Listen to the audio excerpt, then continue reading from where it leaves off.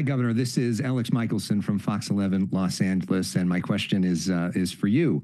Who exactly are going to be in these beds? How do you determine who that is? Is it care court people who may not necessarily want to be there? Is it people that are coming on their own free will? And broadly, at this point, after so much work and so much money and so much has been put into this, what big obstacle do you have left? Or has this, at this point, sort of gotten through a lot of the obstacles and now it's time for execution? Well, it's just about execution. And at the end of the day, now it's about local government doing their part. We've done our part. The people of California have done their part. Unprecedented supports, gave us the opportunity to have these reforms enshrined through this initiative, and then told us if you're going to move with accountability and the kind of speed that's required, and we've done that. We've identified the sites. LA County is receiving over 25% of these dollars in just the first round, and now handing this baton off to local government. And the answer to your question is yes and yes. For those that are in care court, conservatorship, beneficiaries of all of these programs, county directed, not just state directed, alternatives to state hospitals. We want to keep people, as many people as we can, out of CDCR and county jails as well. And we also want to have a place to put people when they leave the county jails or CDCR, so they're not going out on the streets and sidewalks and encampments. And so this was, again, all that we promised and promoted. The final piece now is local permits and getting these construction project, rehab projects moving. But you saw some of those timelines. This is not all new construction. Some of the new construction is piecing together existing facilities and then building on top of them. There's some campus settings here, which are really exciting. There's a regional component to this to make sure we're addressing gaps in underserved communities. And there's, again, only a handful of counties that are not included, and those counties are part of a larger regional consortium, so they still have the benefit of these dollars. I mean, how does this tie into your overall thought about clearing up encampments? I know there's news today on that front of you pushing local governments on this point. Is this adding to the idea of one less thing that there's an excuse on? You said it better than I could. One less thing that there's an excuse on. We're flooded the zone in terms of support and resources. We flooded the zone in terms of reforms as it relates to zoning and land use. We flooded the zone as it relates to issues that have been vexing in the past about conservatorship reforms and creating a new strategy that we did under care court. We've answered every single call, including ongoing funding, which I've highlighted coming next July as it relates to the imperative and importance of housing, including, by the way, incorporating behavioral health and mental health and substance abuse, meaning to have the one-stop capacity of building a bed that does everything, is not segregated and siloed, as was the case in the past with funding streams that are now aligned. No more excuses, time to deliver.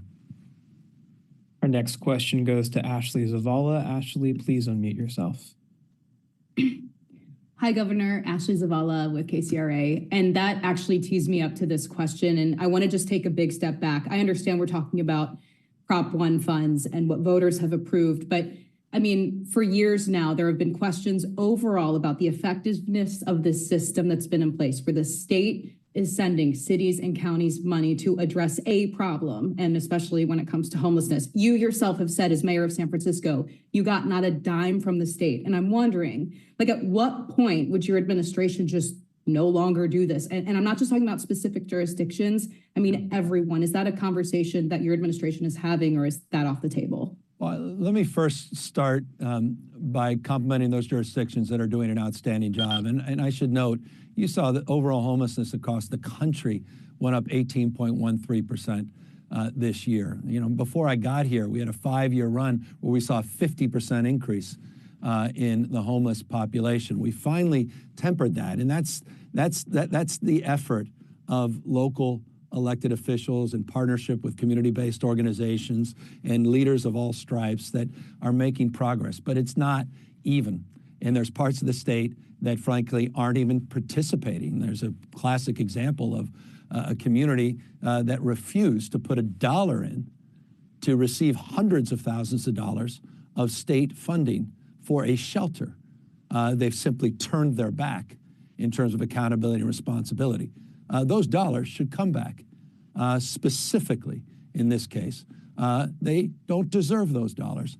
And I wonder, and I say this with respect, on the crisis of our time, I wonder if local representatives there deserve to lead the people of those communities when they're leaving people out in the streets and sidewalks, and the state has come in with unprecedented support. So my frustration is highlighted in those instances, but not in those instances where we have working partners in cities and counties that have really stepped up, and you're seeing some cases of double-digit decline in unsheltered population, others where seeing runaway growth or seeing some stabilization, and they've asked for these additional pieces, particularly new beds. But no, look, this is not about more. No one wants to hear about more. They want to hear about how things are getting better, and they want to see it with their own eyes. And so when it comes to the street population, what's happening with tents and encampments, Alex's question earlier, to the broader issue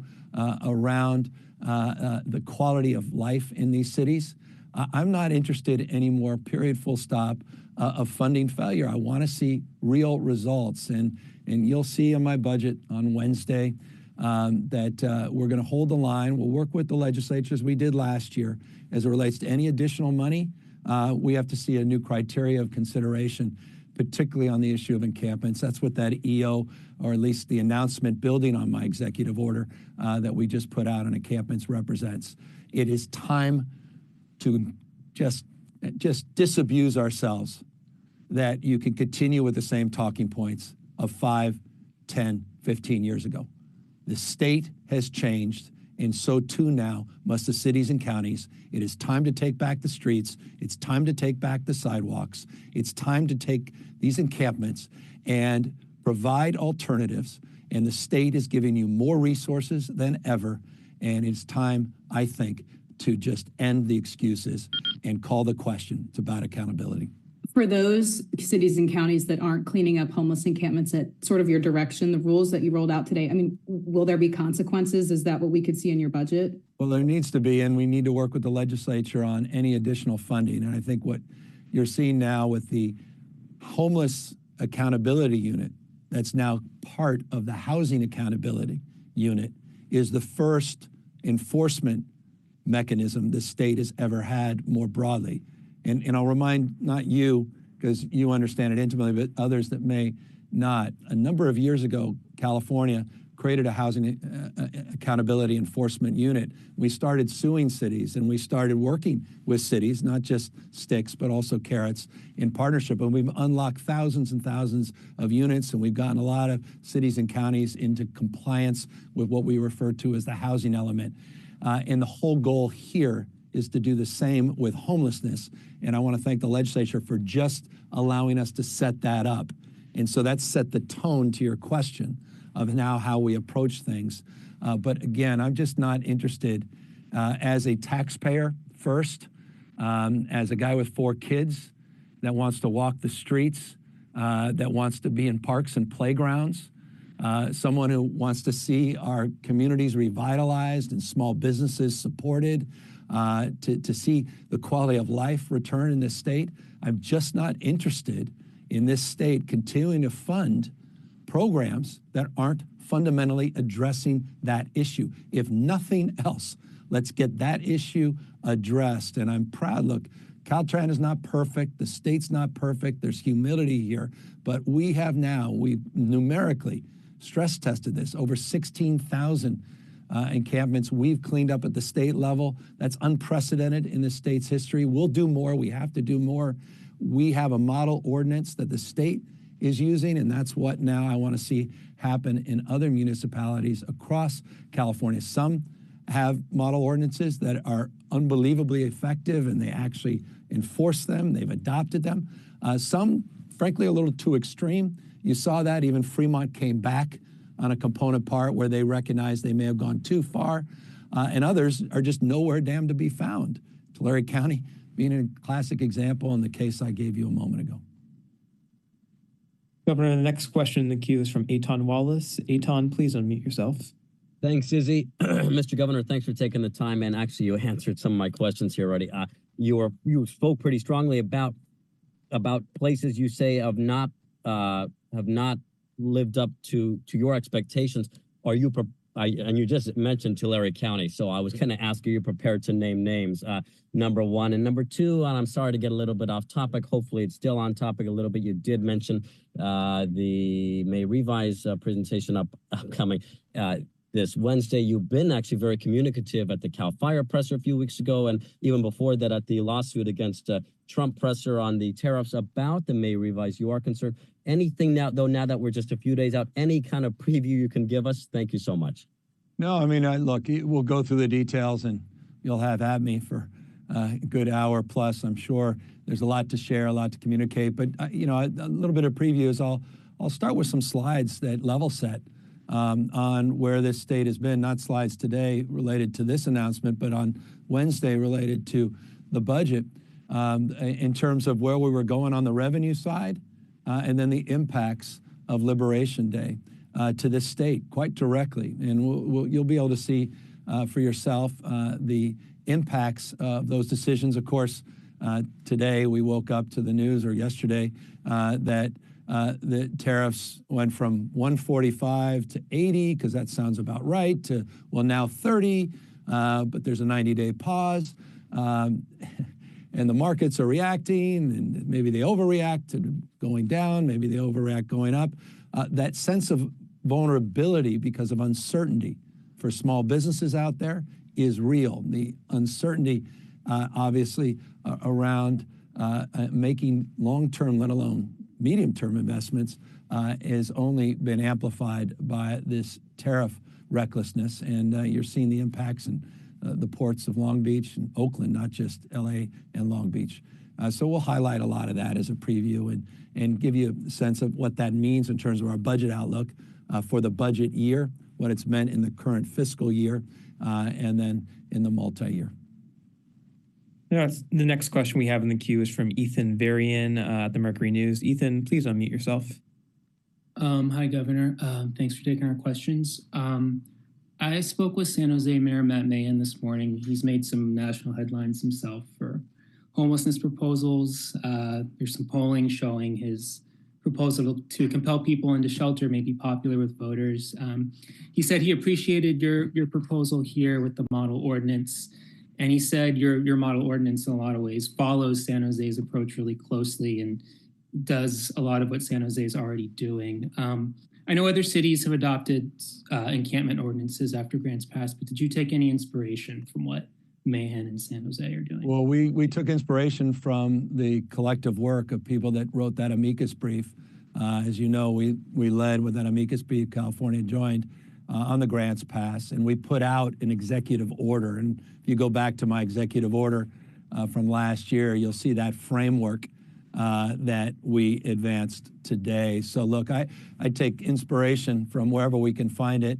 As a former mayor, I understand how challenging that job is, and I applaud any mayor for their willingness to lean in on this issue. And I'm grateful that there are a number of cities that have taken the state's support, that have done a very effective job with those investments, and continue to want to do more and iterate in this space. And so I'm grateful that he and San Jose have adopted an ordinance and a framework around encampments, around notification, around personal belongings, about providing alternative strategies and opportunities to get people housed. We have the encampment resolution grants, as you know, $750 million the state has put out in that space. The dollars didn't exist in the past, also to help assist getting people off the streets and sidewalks in the first place. And I believe success leaves clues. And I think one of the good things about this state is mayors, cities large and small, share best practices. But we have to call out those that aren't even engaging in this conversation and somehow think it's someone else's responsibility, not just on homelessness, but on housing as well. Governor, we'll have time for two more questions. The next two in the queue. The first one is from Janie Har with the Associated Press. Janie, please unmute yourself. Hi, Governor. Thank you for taking our questions. So you've been telling local governments for years that they need to do more. And I'm wondering if you could give us an idea of, just what percentage of the state is dragging its feet on doing things to do with homelessness and housing. How many cities and counties have you moved since you have, started telling them that they are responsible and accountable for receiving some of the state money? Can you give us an idea of that? We have one of the things that I've really come to enjoy, again, particularly, forgive me for being redundant, wearing my former hat as mayor, is spending time with mayors and comparing how their strategies and engaging with them in a collective group, talking about what's working, what's not, what they need, and what we need to do better going forward. I had a tough meeting, and this puts into context, I think, your question, and I'll get more specific in the response. It was a number of years ago.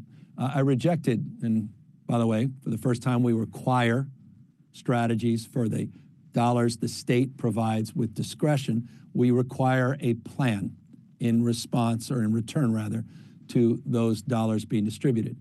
I received those plans and I rejected the plans. The mayors were not particularly pleased. We had a very large meeting. There were a number of press conferences, competing points of view about the merit of that approach.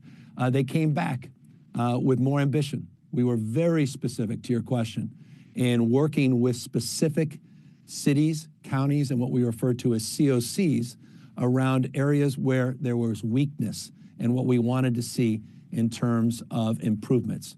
And so we had a detailed engagement with those that we feel lacked ambition and weren't producing the kind of results, or weren't even proposing to produce the results moving forward. Those plans came back, they were significantly improved. And as a consequence, we began to improve our collaboration in this space. But I've also been very, very, very focused and very honest with my friends that are running these cities, large and small, that I wanted to see a renewed vigor and focus on what's happening on the streets, tents and encampments. It simply cannot continue. It cannot be a way of life, living out on the streets, in sidewalks, in what are almost become permanent structures, impeding foot traffic, impeding our ability for our kids to walk the streets in strollers, or seniors with disabilities and wheelchairs, even navigating their sidewalks. We cannot allow that to continue. And so last year, we dialed up the requirements as it relates to our plans further. We are in dialogue with the legislature to go even farther still. We created this homeless component into our housing enforcement wing, and we have been very explicit on expectations as it relates to encampments, not least of which in the announcement today, but announcements late last year. And I've also demonstrated a personal commitment to cleaning up these encampments, physically out there. Many of you have joined me at these encampments so we can walk our talk.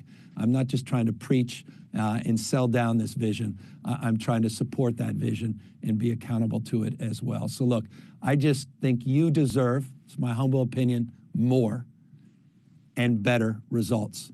And I am doing all I can to use my formal authority as governor to work in partnership with the legislature to create new rules and criteria in relationship to that, but also moral suasion here.